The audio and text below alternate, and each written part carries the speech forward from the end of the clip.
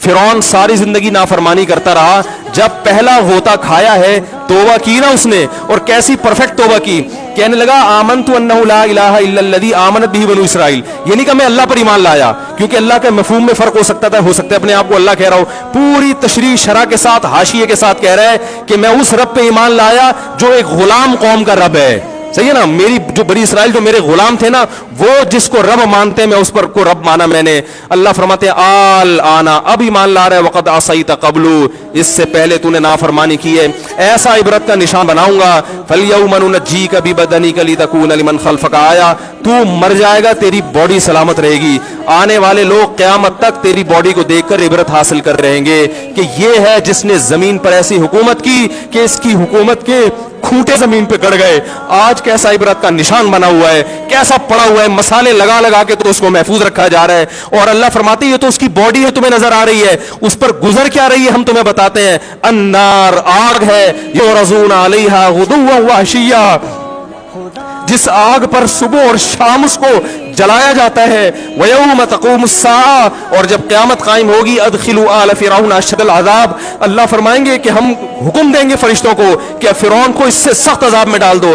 آپ کو فرعون لیٹا ہوا نظر آ رہا ہے, قرآن کہہ رہا ہے لیٹا ہوا نہیں ہے, وہ صبح اور شام آگ میں جلایا جا رہا ہے اس کو.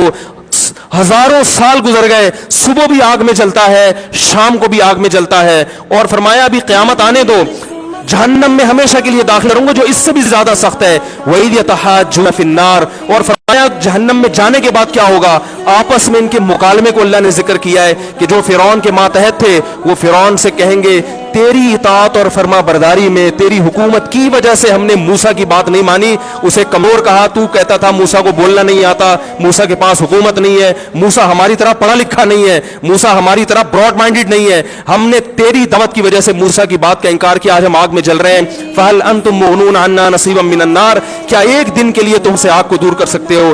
تو وہ کہے گا کہ میں خود اس جہنم کی آگ میں جل رہا ہوں, میں تم سے آگ کو دور نہیں کر سکتا. اللہ فرماتے ہیں سب مل کے جہنم کے داروغ کے پاس جائیں گے. وقال الذین فی النار لخزنۃ جہنم ادعوا ربکم, کہ فرشتوں سے کہیں گے تم اللہ سے دعا کرو کہ کچھ عذاب میں تخفیف ہو جائے, کچھ مہلت مل جائے.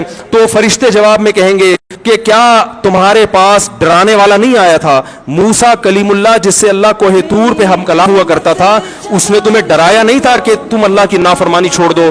کہیں گے قالوا بلا, وہ کہیں گے ضرور. اللہ فرمائیں گے پھر اعلان ہوگا فادعوا وما دعاء الکافرین الا فی ضلال, فرشتے کہیں گے اللہ نے ہم پر پابندی لگائی ہے تمہاری سفارش کرنے پر, تم خود اللہ کو پکارو. اللہ فرماتے آج ان کی پکار بیکار جائے گی, کوئی اسے سننے والا نہیں ہوگا. دیکھو جب تک جسم میں روح ہے, ایک دفعہ انسان توبہ کے آنسو بہا دے,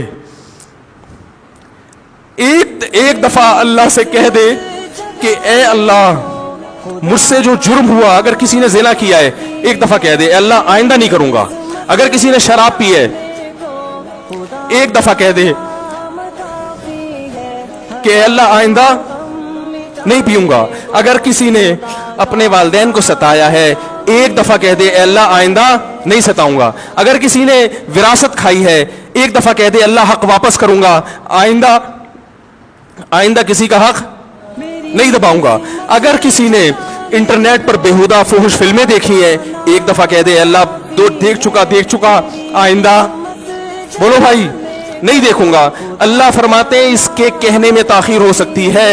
وَمَن يَعْمَلْ سُوءًا أَوْ يَظْلِمْ نَفْسَهُ ثُمَّ يَسْتَغْفِرِ اللَّهَ يَجِدِ اللَّهَ غَفُورًا رَحِيمًا, کیسا ہی بڑا سے بڑا جرم کر لے اس کے بعد جب اللہ سے توبہ کرے گا بشرطے کہ روح جسم کے اندر موجود ہو, اللہ فرماتے ہیں یجد اللہ غفور الرحیم, اللہ صرف گناہ کو معاف نہیں کرے گا بلکہ یہ اللہ کو غفور اور رحیم پائے گا.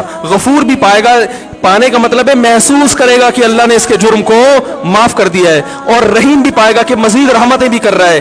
یہ اس وقت تک اللہ کی طرف سے بھائی پیکیج ہے جب تک روح جسم کے اندر موجود ہے, کیونکہ غیب کا معاملہ ہے. جب اس روح اور جسم کا رشتہ کمزور ہو گیا ایڑیاں رگڑتے رہو گے لیکن اللہ توبہ قبول کرنے کے لیے تیار نہیں ہوگا. اللہ سے دعا ہے کہ اللہ ہمیں اس وقت کے آنے سے پہلے سدھرنے کی توفیق عطا فرمائے, اور اس بے حیائی کا جو طوفان ہمارے معاشرے میں پھیلا ہوا ہے اللہ اس بے حیائی کے طوفان سے ہمیں بھی اور اپنے اہل و عیال اور اپنی اولادوں کو بھی بچنے کی توفیق عطا فرمائے. سبحانک اللہم و بحمدک نشہد ان لا الہ الا انت نستغفرک.